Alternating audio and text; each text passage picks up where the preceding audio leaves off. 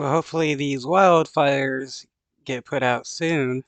Miguel Almaguer, NBC News national correspondent who just got off the plane in Hawaii. Again, that is a dynamic situation that is changing every second. Miguel, if we've got you, do you have any idea of how much has been lost? The video that's coming out of there has been so catastrophic. Yeah, Gotti, some of the pictures that we're seeing are just incredible. We have seen what looks like the main part of La Jolla now destroyed by these incredible flames that have just ripped across this community. We know at least 6 people have been killed. I can tell you, Gotti, here on the ground, it is incredibly windy. Any fires that are burning are certainly being fanned by flames upwards of 50 miles an hour. I mean, it is whipping winds out here. These are awful fire conditions for crews on the ground to face. These are the same conditions that grounded firefighting helicopters yesterday, and it looks like it's going to be another issue today. As we were landing, Gotti, just a short time ago, we could see smoke and flames out of both sides of our windows. And of course, we weren't over the main epicenter of the fire. That's about an hour and a half drive from the major airport. The direction we'll soon head in, but it certainly does not look good, Gotti. Fire an hour away from some of those images that we're seeing. That just sounds terrifying. How are evacuations going right now? I know you're going in. Imagine a lot of people are going out. Yeah, we just got to the airport where there was about 4,000 people who are trying to leave that area. Officials are saying that thousands of people are being shuttled off the island today and over the next 24 hours. There's certainly a massive effort to get people out of this area. Only first responders and some members of the media are being allowed to come into this area where the fire is burning about an hour away from where we're at. We're hoping to make our way there to see the damage for ourselves firsthand, but we know they are telling people at hotels to leave the area if they can. Some hotels are evacuating people. We know some folks made it to the airport without their luggage, without any of their belongings. They were told to simply evacuate where they were standing. They're now waiting at the airport trying to get out of this area. The governor here has declared Maui a disaster area, so they're looking for help from FEMA. That'll certainly arrive here over the next few days. The question now is how much worse are these 3 separate wildfires that are burning in this area going to get?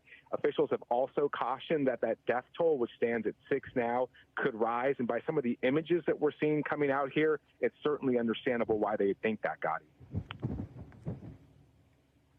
So there are 3 separate fires burning in different places of the island right now. I imagine with 50-mile-an-hour winds, there's...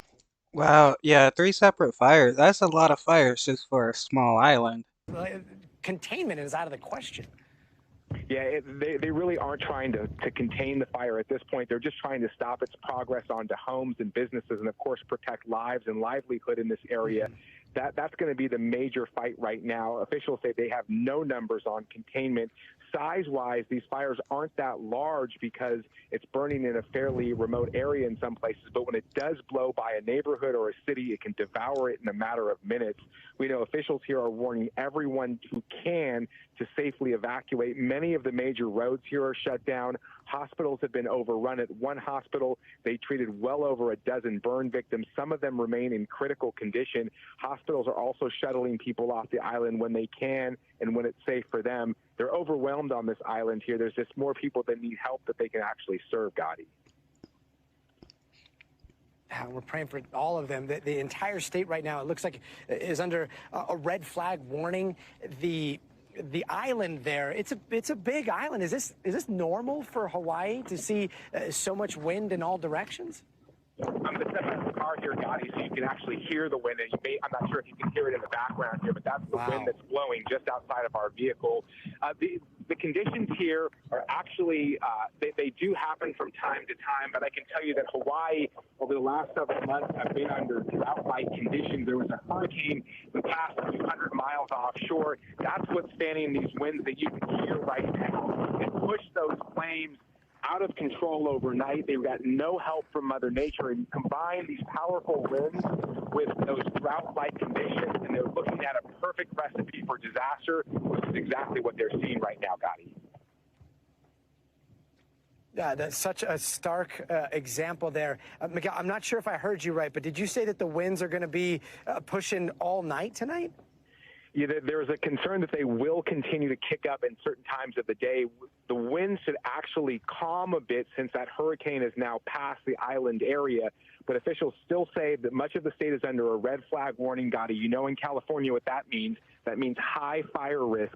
That's what they're expecting all night tonight. And even if these winds do die down, the conditions here, because of the drought, are so ripe for wildfire. We're looking at grasses and trees outside of our car now that are brown, they're bone dry, they are ready to explode if flames come to this area. That's the big concern moving forward.